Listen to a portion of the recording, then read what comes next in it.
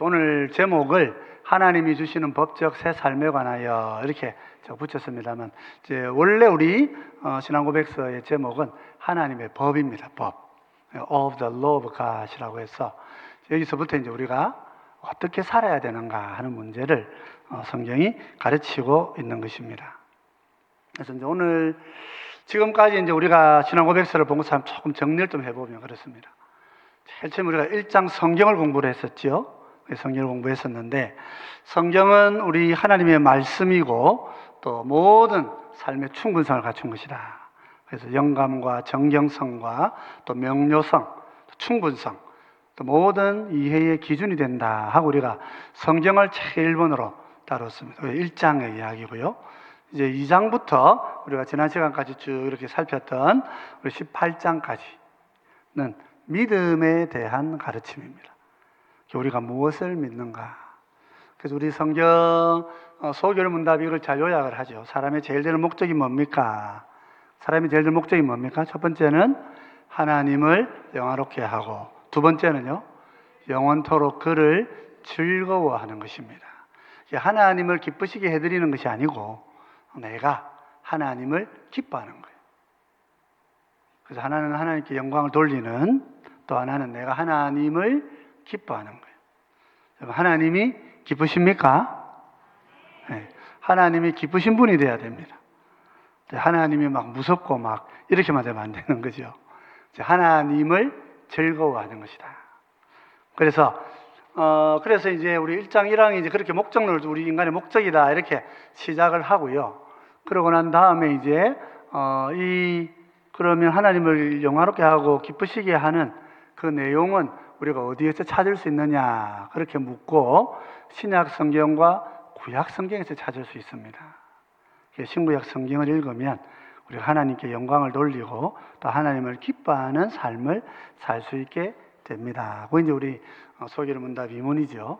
그럼 3문은, 그러면 우리 신약과 구약은 우리 사람들에게 무엇을 가르칩니까? 그렇게 질문을 하고, 그 대답은 하나님에 대하여 무엇을 믿을 것과 하나님께서 우리에게 요구하시는 본분이 무엇인가 하는 것을 가르칩니다. 성경은 두 가지를 가르친다는 거예요. 하나님에 대한 우리의 믿음을 가르치고, 그 동시에 우리가 하나님 앞에서 어떻게 살아야 되는가, 삶을 가르친다 하는 것입니다. 그래서 우리 신앙고백서도 신앙고백서 제일 이제 위에 있는 책이죠. 그래서 성경을 중심으로 해서 바른 믿음과 또 동시에 바른 삶을, 바른 행함을 우리가 배워야 한다 하는 것이죠. 그래서 성경을 읽으면 바른 믿음과 바른 삶을 가지게 되는 것입니다. 오늘 우리가 공부하는 것은 19장이죠. 여기라고 하는 그 부분입니다. 기독교, 그리고 다음번에는 이제 물론 아직 한 두 번 정도 더 좀 해야 됩니다만은, 어쨌든 19장 율법 부분을 좀 우리가 공부를 하고요. 자유, 또 예배 드리는 삶, 그리스도인의 자유적 양심을 따라서 국가법이라든지 혹은 다른 사회법에 상관없이 그리스도인으로서 기독교인의 자유를 가지고 살아가는 것, 양심을 따라 살아가는 거죠. 안식일에 대해서 또 교회, 또 성례, 종말에 대한 믿음, 이런 것들을 우리가 19장부터 33장까지 살피게 됩니다. 그래서 오늘 우리 디모데후서 3장 16절로 17절을 읽었는데요. 같이 한 번 더 읽어 보십시다. 같이 읽겠습니다. 모든 성경은 하나님의 감동으로 된 것으로 교훈과 책망과 바르게 함과 의로 교육하기에 유익하니, 이는 하나님의 사람으로 온전하게 하며 모든 선한 일을 행할 능력을 갖추려 함이라. 그래서 제일 기본적으로 성경이에요. 하나님의 말씀이 우리의 삶의 기초죠. 그리고 두 번째는 믿음입니다. 바른 믿음. 교훈과 책망과 바르게 함과 의로 교육함을 통하여서 바른 믿음의 내용을 간직해야 됩니다. 우리 2장부터 18장까지 공부를 했던 것이고요. 그러고 나면 이제 마지막 세 번째가 우리 행함입니다. 19장부터 33장까지입니다. 선한 일을 행한다. 그런데 우리는 어떻게 사는 것이 선한 일을 행하는 것인가 하는 것입니다. 물론 가장 기본적으로는 우리 십계명을, 또 주기도문을 우리가 기도하는 것이 우리의 삶입니다만은, 우리 하나님께서는 구약 성경을 좀 더 넓게 보면 크게 우리에게 세 가지의 법을 두셨다 그래요. 그래서 우리 성도들을 살아갈 때 법을 따라 살아가야 하는 것입니다. 첫 번째 법은 뭐냐 하면 도덕법입니다. 도덕법. 도덕법은 모든 인류에게 다 주신 법입니다. 그래서 안 믿는 사람 사실이 지켜야 됩니다. 하나님 요즘 하나님 나중에 이걸로 심판하시기 때문에. 그래서 모든 인류는 다 도덕법을 지켜야 되는데요. 창조 시에 주어진 영원한 법이라 그랬습니다.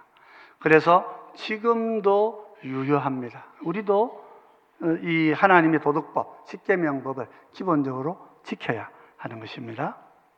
그래서 십계명이 가장 구체적인 예시로 주어져 있습니다. 그래서 도덕법을 우리가 지키고 살아야 되고요. 두 번째, 구약 성경에 보면 이스라엘 백성들의 경우는 의식법을 지켜야 됐었습니다. 그래서 대상은 구약의 이스라엘 백성들입니다. 의미는 예수님을 그리스도가 오시는 것을 보고 예표적으로 예배 규례를 정하고 있는 것입니다. 그래서 지금은 신약 시대에 이 의식법은 폐지가 되어집니다. 제사를 드린다든지 절기를 지킨다든지 또 정결법을 지킨다든지 취소가 되어져 있죠. 그런 구약 백성들이 이것을 지켜야 했던 것입니다. 마지막 세 번째 법이 있습니다. 사회법, 재판대의 법입니다. 이것은 사실은 누가 이것을 지켜야 했냐면 신정 국가였던 이스라엘이 지켜야 했습니다. 그리고 의미는 이스라엘의 국가 문명의, 국가 운영의 법령으로 준 것입니다. 그러니까 이스라엘이라고 하는 나라는 고대의 독특한 나라라고 우리가 성경적으로 인정을 해야 된다는 거죠. 여기는 특별히 하나님께서 특별하신 어떤 법을 주셔가지고 하나님이 직접 통치하시는 그런 신정국가로 존재했던 것입니다. 그렇기 때문에 그래서 처음 이스라엘 백성들은 그 사회에서의 사회법과 재판법을 이 신정국가의 법으로서 준행을 했었어야 합니다. 근데 그러다 보니까 이것은 오늘날 우리 국가들에는 이 성경의 법이 정확하게 적용되지 않습니다. 왜냐하면 지금 우리 사회는 국가라고 하는 이 기준을 이루었을 때 정부나 국가가 하나님의 신정을 이루는 국가가 아니란 말이에요. 그래서 이것은 그런 면에서 비록 하나님의 법과는 상반이 되기도 하고 다른 법들이 있긴 하지만 이 국가 운영의 법으로서 구약법을 지금 신약시대에 바로 적용할 수는 없다 하는 것입니다. 그래서 형사, 민사 이런 그 배상법 가운데서도 성경이 가지고 있는 배상법하고 우리나라가 갖고 있는 배상법이 다르죠. 차이가 있습니다. 하나님께서는 신정국가에서는 그렇게 하라고 하셨는데 지금 다른 국가에서는 다른 형태로 그것을 이루어 가도록 하신 거예요. 그래서 엄밀하게 보면 구약 백성들은 도덕법을 지켜야 됐고 또 의식법도 지켜야 됐고 또 사회법도 지켜야 했던 것입니다. 그런데 우리 신앙고백서 19장 제1항에 보면 이렇게 말씀하고 있습니다. 글자가 좀 작죠. 우리 그래도 한번 같이 한번 읽어보십시다. 하나님께서는 아담에게 한 법을 행위 언약으로 주심으로 그와 그의 모든 후손에게 인격적이며 전적이고 엄밀하고 지속적인 순종의 의무를 지으셨고 언약 성취에 생명을 약속하셨고 파기에 사망을 경고하셨으며 그에게 언약을 지킬 수 있는 힘과 능력도 부여하셨다 하는 것입니다. 그래서 이게 보면 개념적으로 중요한 것이 행위언약이라고 하는 것입니다. 행위언약은 대상을 보면 그죠? 아담과 그의 모든 후손과 맺으신 거예요. 그래서 여러분 행위언약이 이제 없어졌습니다 이렇게 하시는 분들은 잘못된 것입니다. 행위언약은 믿는 사람이든 믿지 않는 사람들이든 다 행위언약이 그대로 유지가 됩니다. 하나님은 이 법에서 전혀 후퇴하지 않으셨습니다. 꼭 기억하십시오. 그래서 우리가 아담과 그의 모든 후손들은 하나님의 이 행위언약의 법 아래 영향을 받습니다. 조건은 뭡니까? 전적이고 엄밀하게 지속적으로 순종을 전제로 하는 것입니다. 그래서 우리가 나중에 좀 설교를 보겠습니다만은 성경 한 구절 선악과를 먹지 말라 요거 하나만 하나님이 법으로 주셨다, 그렇게 생각하시면 안 되는 거예요. 그래서 양심에 하나님께서 모든 사람이 살아가야 되는 하나님이 원하시는 도덕법과의 모든 법들을 다 새겨 넣으셨다. 대표적인 것들이 이제 그 언약법이라 하는 것입니다. 우리는 순종해야 되는 거예요. 순종하지 않으면 그래서 다 마지막 날에 다 심판을 받게 되는 것이라 말이죠. 그래서 결과는 뭐냐면 하나님 말씀에 순종하는 자들에게는 생명이 있고 불순종하는 자에게는 사망이 주어질 것이다. 그래서 아담 아래에서 모든 인류는 믿지 않는 자도 다 마찬가지입니다. 아담은 믿는 사람들만의 조상이 아니고요, 믿지 않는 사람까지 포함해서 모든 인류의 조상이에요. 그래서 우리가 이 행위언약을 보면 충분히 순종할 능력을 가지고 그렇게 출발을 합니다. 우리 인간이 충분히 순종할 수 있는 능력이 있습니다. 그러나 결과적으로 어떻게 돼요? 타락으로 인해서 스스로 언약을 파기하게 되는 것입니다. 하나님과 영원한 약속, 이런 법을 지키고 살겠습니다, 약속을 했는데 우리 인류가 이 법을 어겨버린 것이지요. 우리 창세기 2장 16절로 17절입니다. 같이 한번 읽어보십시다. 여호와 하나님이 그 사람에게 명하여 이르시되 동산 각종 나무의 열매는 내가 임의로 먹되 선악을 알게 하는 나무의 열매는 먹지 말라. 내가 먹는 날에는 반드시 죽으리라 하시니라. 반드시 죽는다. 죽고 두 번씩 이렇게 표현을 합니다. 그래서 순종하지 않으면 죽는다는 거예요. 순종하면, 그죠? 하나님 앞에서 영생을 얻는 삶을 누리게 된다 하고 이런 말씀을 하셨던 거예요. 그래서 언약법이 하나님과 우리 사이에 맺어져 있었는데 언약법을 사람이 어겨버렸다 하는 것입니다. 그래서 이제 2항에서요 이렇게 얘기합니다. 같이 한번 읽어보십시다. 이 율법은 그가 타락한 후에도 여전히 의에 관한 완전한 법칙이었고 하나님께서는 이 법과 같은 의의 법칙을 시내산에서 십계명으로 주시고 두 돌판에 새기셨다. 첫 4계명들은 하나님을 향한 우리의 의무를, 나머지 6계명들은 하나님을 향한 우리의 의무를, 사람을 향한 거죠. 사람을 향한 우리의 의무를 담고 있다 그랬습니다. 그래서 우리는 십계명을 잘 이해할 필요가 있습니다. 하나님께서 꼭 기억하셔야 되는 것은 율법은요 주님 다시 오시는 날까지 우리 가운데 존속되어지는 것입니다. 그래서 제일 첫 번째로 그것이 십계명의 형태로 주어져 있는데 처음 4계명은 하나님을 향해서 다른 신을 두지 말라, 우상을 만들지 마라, 이름을 망령되게 부르지 마라, 또 안식일을 지켜서 거룩하게 해라, 이렇게 하는 4가지 명령, 하나님과의 관계 안에서의 명령이에요. 그리고 또 나머지 6가지는 사람이죠. 부모를 공경하라, 살인하지 마라, 간음하지 마라, 도둑질하지 마라, 거짓 증거하지 마라, 탐내지 마라. 이건 사람을 향한 의무입니다. 근데 예수님께서는 이것을 다 뭐라고 하셨냐면 하나님을 사랑하고 내 이웃을 내 몸과 같이 사랑하라 하신 것이다.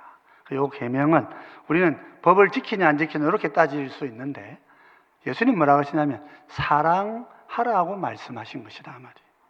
그래서 우리는 우리 성경에서의 성도들이 살아야 되는 삶은 뭐냐? 이걸 어떻게 살아야 됩니까? 도대체 세상은 어떻게 삽니까? 그러면 답은 이거예요. 사랑하며 사는 것이다. 하나님을 사랑하고 이웃을 사랑하는 거예요. 그래서 그의 생명을 존중하고 함부로 대하지 않고 무엇보다 부모님을 공경하고 윗 어른을 존중할 줄 알고 살인하지 않고 간음하지 않고 그것을 도둑질하지 않고 그다음에 거짓말로 다른 사람 막 이렇게 공격하는 거 하지 않고 그리고 남의 것을 탐내지 않는 단지 탐 안 냈다 이게 중요한 게 아니라 그것을 통해서 내가 내 이웃을 사랑하는 것이란 말이에요. 사랑하는 것. 그래서 하나님께서는 이 계명을 우리 모든 인류가 다 처음 창조 때부터 모든 인류가 다 마음에 간직하도록 하신 것이라 말입니다.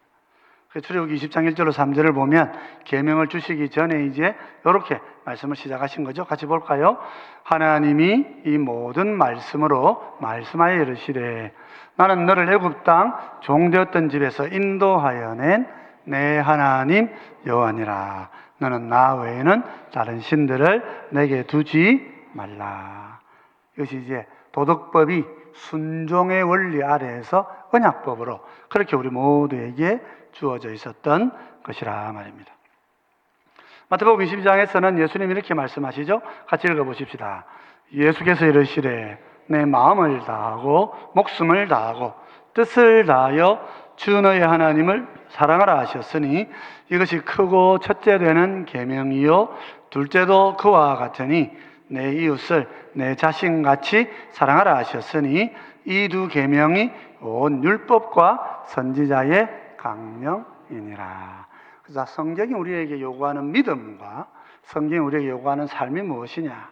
믿음은 2항에서 18항까지 우리가 공부를 했다면 19항부터 쭉 시작되어지는 이 내용들, 제일 첫 번째는 우리가 하나님의 법을 따라 살아야 하는 것입니다.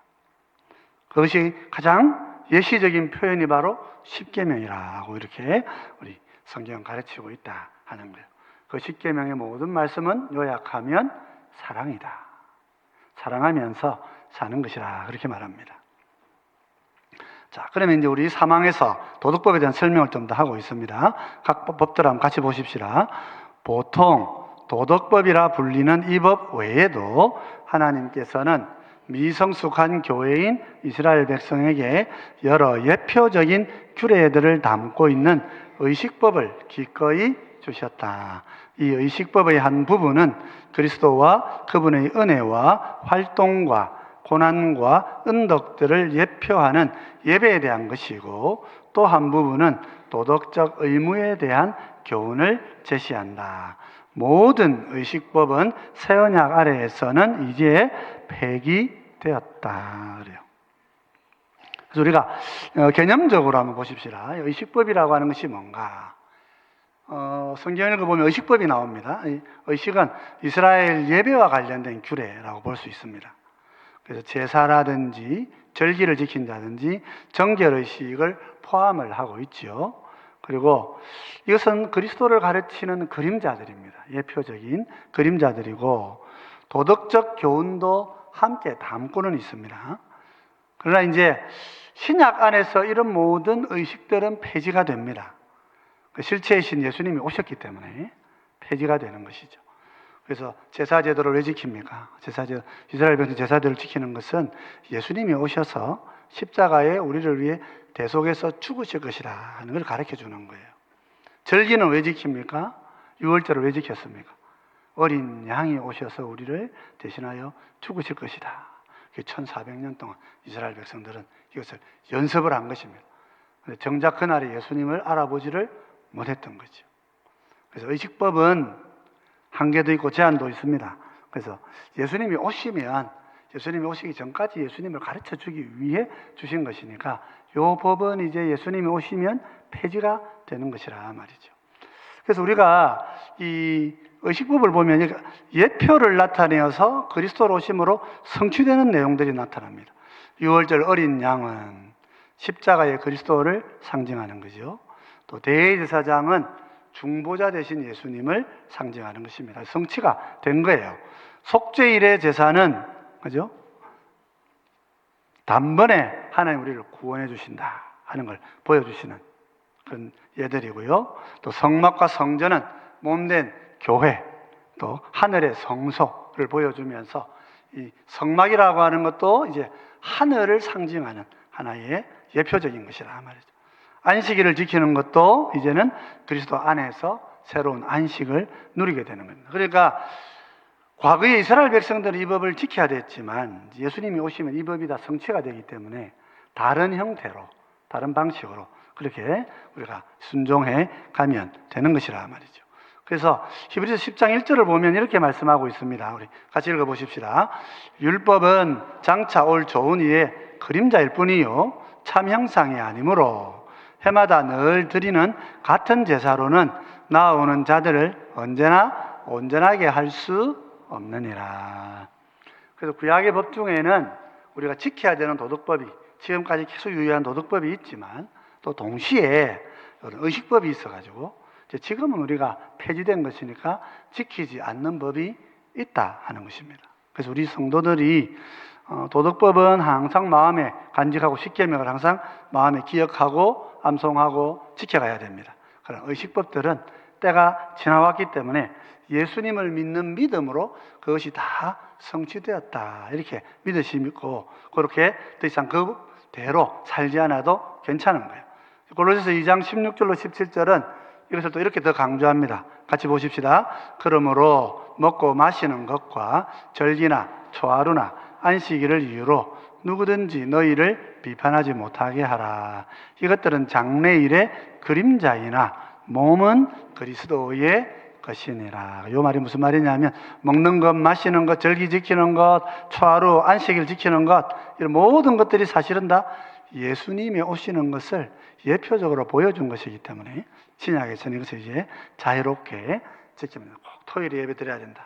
우리 주일로 옮겨서 그렇게 예배를 드리기도 하고 그래서 삶을 다른 형태로 이루어 가도 되는 것이라고 말씀하는 거예요. 그런데 이제 그래서 우리가 기본적으로 구약의 법에는 도덕법이 있고 두 번째는 의식법이 있다는 것입니다. 그런데 세 번째 법이 하나 더 있습니다. 여기 사항에 나와 있는데요. 같이 한번 읽어보십시다. 하나님께서는 정치 조직체이기도 한 이스라엘 백성에게 여러 가지 재판법도 주셨는데 이것은 그 백성의 신분과 더불어 폐지되었다. 이제 이 법은 일반적인 공정성이 요구하는 것 말고는 누구에게도 더 이상 구속력을 지니지 않는다. 여기서 이제 우리가 번역을 폐지라고 이렇게 했습니다. 근데 그 밑에다가 가로를 좀 치셔가지고 폐지라고 적지 말고 만료라고 적으십시오. 만료. 요 개념이 있는 것인데 지금 그냥 같이 폐기 지금 단어를 그렇게 쓰고 있거든요. 폐기되었다라는 말하고 폐지되었다는 말 이렇게 이제 쓰고 있는데요. 폐지라는 말보다는 만료되었다 이렇게 쓰는 것이 맞습니다. 지금부터 이걸 조금 설명을 좀 드리려고 합니다. 자, 폐지되는 것하고 만료되는 것은 어떻게 다른가 하는 것입니다. 먼저 이제 폐지되는 의식법들의 경우는 보면 그죠? 예수님이 오시니까 이제 능동적으로 이것은 지키지 않아도 되는 법으로 폐지가 됩니다. 그리고 예표이기 때문에 실체가 오시면 그건 사라져야 되겠죠. 그래서 지키지 않아도 되는 것입니다. 제사와 절기와 정결법 모두가 다 예수님 안에서 성취가 되어졌습니다. 그리스도의 보혈을 깨끗하게 하시니까. 그래서 이제 이런 모든 것들이 다 완성되어졌으니까 더 이상 그걸 지킬 이유는 없죠. 이런 폐지가 되는 거죠. 더 이상 어떤 형태로든지 구속력이 없어집니다. 그래서 폐지된다는 것은 이제 영어로는 abrogated라는 단어를 쓰는데요. 그래서 이제 없어지는 것입니다. 그래서 폐지, 그리스도가 성취하셨기 때문에 더 이상 필요가 없는 것입니다. 하지 않아도 되는 거예요. 그러나 이제 만료가 되었다고 할 때에 사회법이 만료가 되었다고 그렇게 설명을 하면 이것은 단순 폐지하고는 다른 것입니다. 이것은 expired라는 다른 말을 써요. 영어로서는. 그래서 이 사회법은 뭐냐 하면 신정국가 이스라엘 시대에 주신 법이에요. 근데 신정국가가 없어져 버렸기 때문에 이 법이 없어지는 것이 아니라 신정국가가 없어지니까 적용할 나라가 없어진 것이다. 이런 뜻이 되는 거예요. 그러니까 사회법이 없어지는 게 아닙니다. 그 법이 성경에 나와 있는 법이 없어지는 것이 아니고 그것을 적용할 수 있는 신정국가가 없어진 거예요. 그렇기 때문에 이 법을 적용할 나라가 사실은 없어지는 거죠. 그래서 능동적으로 폐지가 되는 것이 아니고 적용을 할 수 있는 대상이 없어진 거예요. 그렇기 때문에 그래서 우리 성경 읽을 때 사회법을 여러분 많이 읽어보시면 이런 사회, 예를 들어 우리 희년제도, 희년법은 어떻습니까? 50년이 지나면 땅을 다 돌려주잖아요. 그죠? 땅을 다 돌려줍니다. 그래서 이스라엘은 50년이 지나면 전부 다 이제 각자 모든 집안이 자기 땅을 다 새롭게 다 가지게 됩니다. 그럼 땅값은 어떻게 되겠어요? 희년이 오면 땅값이 제일 올라요. 왜냐하면 50년 동안은 다른 사람이 쓸 수 있으니까 땅을 사게 되면. 그래서 갈수록 땅값이 떨어지는 사회예요, 이스라엘은. 신정국가는 그런 사회인 것입니다. 그런데 이제 이런 제도를 그러면 우리 대한민국을 해야 되느냐 안 해야 되느냐 이렇게 할 때 대한민국이 신정국가가 아니니까 이 법을 대한민국에 직접적으로 적용할 필요는 없는 것입니다. 또 적용 안 해도 우리나라 잘못하는 건 아니란 말이죠. 그러나 하나님의 그 법이나 그 법의 원리가, 목적이 사라지지는 않는 거예요. 왜 희년제도를 둡니까, 여러분? 하나님께서 왜 희년제도를 두었습니까? 이것은 평균케 하려고 하신 거예요. 어떤 사람은 계속 잘 살고 어떤 사람은 계속 못 살고, 이렇게 되면 하나님이 원하시는 나라가 안 된다는 거예요. 그래서 이스라엘은 국가제도상으로도 희년제도를 두어서, 그래서 어떤 사람이 뛰어나가지고, 능력이 뛰어나가지고 한 50년 뭐 돈도 많이 벌고 다른 사람 땅 다 이렇게 사들여도 50년이 지나면 다시 그 사람의 땅을, 그 사람의 자녀에게 땅을 돌려주라고 하는 거예요. 그러면 그 자식은 가난을 대물림하지 않게 됩니다. 그래서 하나님께서는 가난을 대물림하지 않도록 하는 조치를 이스라엘에게는 해두신 거예요. 그렇기 때문에 이 원리는 하나님이 없애지 않으시는 것입니다. 다만 이것을 적용하는 국가가 신정국가가 아니기 때문에. 그럼 예수님이 와서 나라 세우셨겠죠, 당장. 근데 그렇게 안 세우셨단 말이에요. 예수님 나라 세운다는 말씀 안 하셨단 말이죠. 다만 교회가 이런 원리를 가지고, 우리가 이런 원리를 가지고 살아가야 하는 것이겠죠. 그래서 능동적 폐지가 아니고 적용 대상이 소멸되어서 그런 것이다. 그래서 원리는 살아있고요, 각 나라에 적용해도 됩니다. 그래서 이것을 정치 세력들이 이 법이 정말 좋은 법이라고 생각하고, 이런 것들을 가지고 우리나라에 좀 적용하면 좋겠다 하고 적용해도 괜찮은 것이. 그래서 이런 원리들을 국가에 적용하면 국가 사회가 굉장히 좋은 나라로 그렇게 바뀌어질 수가 있는 거죠.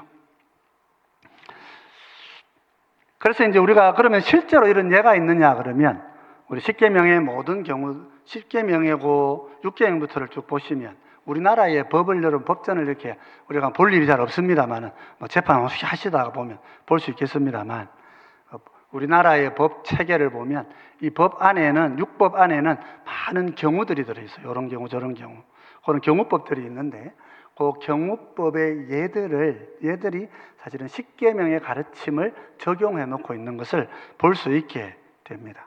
그래서 우리 사회법이라고 하는 것은 만료된 법이다, 이렇게 우리가 볼 수 있습니다만은, 적용 국가가 사라져서 법적인 효력이 지금 없다 뿐이지 그 법 자체가 사라지거나 폐지되는 건 아니라는 거예요.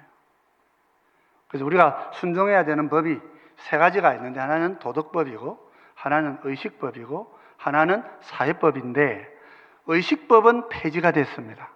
폐지가 돼서 그것은 우리가 지금 지키지 않아도 되지만, 그 의식법은 전부 예수님을 믿는 믿음 안에서 우리가 성취된 것이다, 그렇게 보기 때문에 그리스도를 믿는 믿음 자체가 의식법을 다 이루는 것입니다. 믿음이 의식법을 이루는 것이다, 그렇게 보면 되고요. 그 다음에 이제 도덕법은 우리가 지금도 계속 지켜가야 되는 것입니다. 그리고 사회법은 우리나라에 적용을 할 수도 있고 안 할 수도 있습니다. 민주사회가 되어서 우리 크리스찬들이 정당을 이룬다면 이런 원리들을 가지고 우리나라가 좀 이루어졌으면 좋겠다 하고 국가의 법으로 만들어도 하나님이 기뻐하시는 그런 나라가 될 수 있는 것입니다. 그리고 사회법이 죽음 없어진 법이, 우리가 번역을 폐지로 했기 때문에 이제 우리가 보통 읽을 때마다 사회법도 폐지되는 거구나, 이렇게 생각했어요. 저도 어릴 때 그렇게 생각했었어요. 근데 공부를 해보니까 이게 에브리게이터가 아니에요. 여기는 에브리게이터가 아니고 요거는 익스파이어드예요. 그러니까 만료가 된 법이란 말이에요. 그래서 여러분, 우리가 사회적으로 우리 성도들은 하나님의 백성으로서 이 구약에 나타난 이 사회법, 배상법이라든지 또 혹은 다른 사람들에게 해를 입혔을 때 내가 어느 정도 배상을 해줘야 되느냐, 이런 법들이 원리적으로 이렇게 주어져 있을 때 그 원리를 마음에 잘 가지고 그대로 해야 돼요. 세상법은 이런데, 그거는 세상 이야기고요. 세상법은 그럴 수 있습니다. 근데 교회법은 하나님께서 말씀하신 사회법이 우리 성도의 삶에 살아있다고 꼭 기억을 하셔야 됩니다. 그래서 우리는 세상보다는 좀 더 손해볼 수 있습니다. 내가 좀 다른 사람한테 해를 입혔을 때 세상은 뭐 배로, 뭐 그 사람이 다친 만큼만 갚아줘라. 우리는 2배, 3배 더 갚아줘야 돼요. 하나님께서 우리에게 원하시기 때문에 그런 것입니다. 그래서 이 사회법의 현대적인 의미를 보면은 경우법으로 적용이 됩니다. 십계명이 이제 이스라엘의 사회법 안에 있을 때에 이제 의식법은 사실은 이제 우리가 적용되지 않지만 지금 이스라엘이 신정국가로서 사라졌기 때문에 이제 우리는 우리 사회를 산다. 우리 대한민국이라고 하는 사회를 살죠. 그러면 우리나라 안에 경우법이 있습니다. 경우법들이. 그래서 어떤 법들이 있느냐 하면 여기 보면 이제 육계명이 적용되어 있죠. 그래서 살인하지 말라는 이 법이 이제 형법으로 살인죄를 이렇게 벌 주는 그런 법으로 나와 있죠. 또 7계명은 간음죄 가족법으로 우리 한국에 있습니다. 이 법이. 그리고 이제 도둑질 하지 말라 재산법 이런 것들로 법이 나와 있습니다. 그리고 마지막에 또 거짓 증거하지 말라 항소법, 위정죄 이런 것들을 우리 헌법이 우리 일반 법률들이 규정을 하고 있습니다.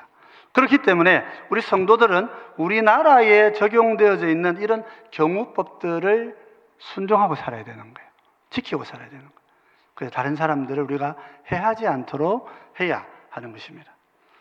때로는 정치인들이 혹은 국회가 하나님의 경우법에 반대되어지는 결정을 하려고 할 때, 그럴 때 우리가 여러분들 일반 시민으로 나서셔서 반대하셔야 되는 거예요. 우리는 그런 나라를 원하지 않습니다 하고 의견을, 민주사회이기 때문에 의견을 표현하면서 이 대한민국 사회가 하나님의 경우법이 적용돼요. 그러지 않으면 사람들이 법을 만들어서 저렇게 하다 보면 그럴싸한 법인데 알고 보면 악법들이 많이 생길 수가 있는 거예요. 그래서 이런 법들을 우리가 이런 법들은 되면 안 됩니다 하고 발의도 하고 국회의원들에게 또 우리 압력도 행사하고 해서 우리 사회의 법이 건강한 경우법이 되도록 그렇게 만들어야 될 책임이 우리에게 있다 하는 것입니다. 고린도전서 9장 8절로 10절은 이렇게 얘기합니다. 같이 읽어보십시다. 내가 사람의 예대로 이것을 말하느냐? 율법도 이것을 말하지 아니하느냐? 모세의 율법에 곡식을 밟아 떠는 소에게 망을 씌우지 말라 기록하였으니 하나님께서 어찌 소들을 위하여 염려하심이냐? 전혀 우리를 위하여 말씀하심이 아니냐 말이에요. 구약의 사회법 같은 경우 막 곡식을 이렇게 막 떨고 있는 이 소를 망을 씌우지 마라. 요래 놓은 걸 가지고 문자 그대로 아이고 하나님이 소 배 안 고프게 해라 하는가 보다 그렇게 적용하면 안 된다는 거예요. 그럼 그런 게 아니고 사람을 수고하고 애쓰는 사람에게 상을 주고 힘써 노력하는 사람들에게 상급을 줘야 되는데 힘써 애쓰는 사람들은 억울한 일을 당한다면 그런 사회가 되어서는 안 된다 하고 말씀하시는 거라 그런 말이에요. 그죠? 그래서 우리가 국가사회를 보면서 지금 오늘 우리 사회가 굉장히 예민하게 좌우 이념 대립뿐만 아니고 지금 결국은 이제 법을 가지고 다투게 되는데 이 법이 어떤 법이 만들어지느냐 하는 것들을 잘 보고 하나님의 선한 율법이 선하게 이렇게 적용되어지도록 우리는 애를 써 가야 하는 것이라 말이죠. 자, 그래서 마지막 5항은 이제 오늘 5항은 이렇게 얘기합니다. 같이 보십시다. 도덕법은 의롭다함을 받은 자들이나 그 밖의 사람들까지도 순종하도록 정해져 있다. 즉 그 안에 담겨 있는 내용의 입장에서 뿐만 아니라 그 법을 주신 창조주 하나님의 권위의 관점에서 보더라도 그러하다. 그리스도께서도 복음에서 이 법의 구속력을 조금도 해소하지 않으셨고 오히려 크게 강화하셨다. 그래서 마태복음 5장을 읽어보면 십계명보다 더 엄격합니다. 예수님이 더 엄격하게 말씀하셨어요. 이것은 우리가 행함으로 구원받는다 그런 말씀이 아니라 하나님의 법을 더 온전하게 준수하고 지켜야 된다 하는 거죠. 그래서 우리가 법 이렇게 하면 좀 어색한데 하나님의 계명이라고 이렇게 좀 바꿔서 좀 이해할 필요도 있다 하는 것입니다. 그래서 도덕법은 역할이 분명히 있고 목적이 있습니다. 그래서 우리 거울과 같은 역할. 내가 여러분 십계명을 항상 이렇게 아침마다 묵상하면서 내가 정말 하나님의 말씀대로 살고 있는가 돌아봐야 되죠. 또 우리 마태복음 5장의 말씀들 산상수훈을 보면서 그죠? 그래서 곱비와 같은 것입니다. 그래서 나의 죄성에 내가 막 끌려가지고 막 죄를 쉽게 짓지 않도록 말씀이 우리를 당겨오는 거예요. 그죠? 그리고 우리 안내자지요. 어떻게 살아야 되는가 알려주는 안내자이고요. 또 도덕법은 우리의 교사와도 같습니다. 우리 부패성을 깨닫게 해서 겸손하게 하는 것이죠.